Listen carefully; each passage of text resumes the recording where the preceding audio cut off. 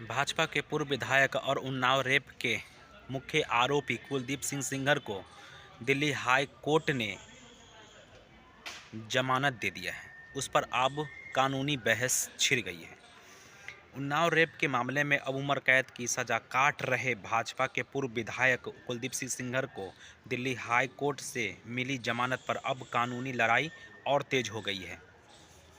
केंद्रीय जांच bureau CBI ने साफ कर दिया है कि वह दिल्ली हाई कोर्ट के फैसले को सुप्रीम कोर्ट में चुनौती देने वाली है और जल्दी ही इस मामले में विशेष अनुमति याचिका एसएलपी दाखिल किया जाएगा।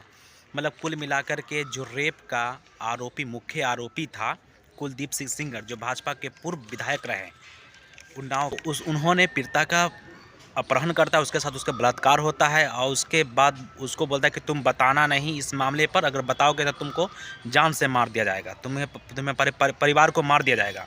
तो महिला वो पीड़िता लड़की ने अपने घर जाकर बताती है अपने पिता को। उनके पिता को बुलवा करके और जेल में बंद करवा करके अपने सत्ता की ताकत पर उसके पिता को इतना मरवाते हैं, पिटवाते हैं कि उसकी जेल में मौत हो जाती है। तो इस के ऊपर 2 केस का मामला चल रहा था अभी वर्तमान में। एक में अभी उसको सस्पेंड कर दिया गया, जो कि बलात्कार वाला मामला था उसको सस्पेंड कर दिया है। उम्र के जिसमें 10 साल का जो सज़ा हुआ था उसके पीड़िता के बाप के जो कातिल का हत्या का, तो वो अभी चल रहा है। तो अभी वो जेल में है, लेकिन उनको कहा कि 500 दायरे के अंदर रहना है। इस तरह का बयान दे करके उसे दिल्ली हाई कोर्ट ने बेल दे दिया। अब सीबीआई ने कहा है कि ये तो पीड़िता परिवार के लिए सुरक्षा में एक बहुत गंभीर प्रश्न सवाल है। अब इस मामले में हम सुप्रीम कोर्ट में इस मामले को चुनौती देंगे और जल्दी ही एसएलपी हम दाखिल करेंगे सुप्रीम कोर्ट में। तो अब आने वाले समय में ये देखने वाली बात हुई कि इस तरह का मामला सामने होगा। लेकिन कुल मिलाकर के जो दिल्ली हाई कोर्ट ने जो लोअर कोर्ट के फैसला को पलट करके, लोअर कोर्ट जब उम्र कैद की सज़ा सुनाई थी, उस फैसले को पलट करके उम्र कैद की सज़ा को मतलब बेल कर दिया, उसको बेल दे दिया। उम्र कैद की सज़ा काट रहा, उसको सस्पेंड कर दिया। और हत्या में जो उसके पिता के हत्या का आरोपी जो उसके ऊपर लगा था 10 साल का सज़ा था, उसमें भी वो जेल में। तो कुल मिलाकर के ये मामला पूरी तरीके से सत्ता की मेहरबानी है, यानी कि हुकूमत मेहरबान है। इसकी वजह से सारा चीज़ साठ घाट से होता है। एक 15 लाख का बॉन्ड भर करके वो जेल से बाहर मतलब जमानत मिल जाता है। तो कुल मिलाकर के जिसके पास पैसा है उसके लिए कानून जेब में है, ऐसा ही मौजूदा दौर में देखने के लिए मिल रहा है। तो इस मामले में अभी बहुत घमासान मचा हुआ है और सीबीआई ने कहा है कि मैं जल्दी ही इसके खिलाफ में सुप्रीम कोर्ट में चुनौती देंगे और एसएलपी दाखिल करेंगे और जो इसको हाई कोर्ट का जो फैसला दिया है उसको रद्द करवाने के लिए हम पूरी जो कोशिश करेंगे।